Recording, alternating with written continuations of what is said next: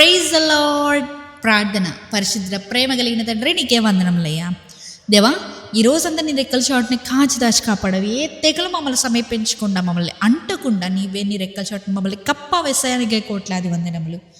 దేవా, ఇదిగో అయ్యా, ఈ ప్రాంతంలో ఏకీపిస్తున్న ప్రతి ఒక్కరి గురించి ప్రార్థిస్తున్నామయ్యా.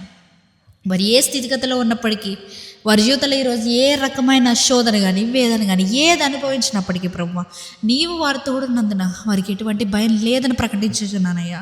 వారు ఎటువంటి బంధకముల్లో ఉన్నా కూడా, వారి జీవితంలో ఏదైనా కూడా బ్లెస్సింగ్స్ ఆపుతున్న ప్రతి బంధకాన్ని నజరేయుడైన యేసుక్రీస్తు నామములో దేవా పారద్రోలుతున్నామయ్యా, తెంచి వేస్తున్నాం ప్రభువా.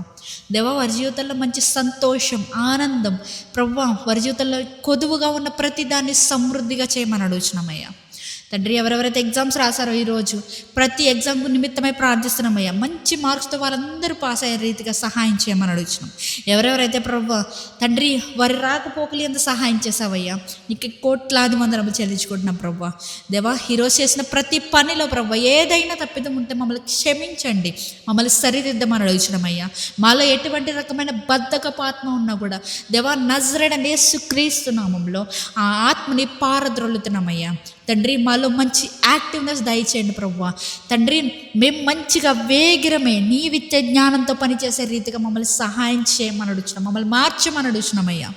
దేవా, ఈ రాత్రికాలపు సమయంలో మేము పండుకొని ఉండగా ఏ విధమైనటువంటి దేవా చీకటి శక్తుల బంధకములు మమ్మల్ని అంటకుండా నీవే నీ రెక్కల చోటన కప్పి మాకు కంఫర్ట్ని దయచేయమని నజరేయుడైన యేసుక్రీస్తు నామములో అడిగి వేడుకొంచున్నాం మా పరలోకపు తండ్రి. ఆమేన్.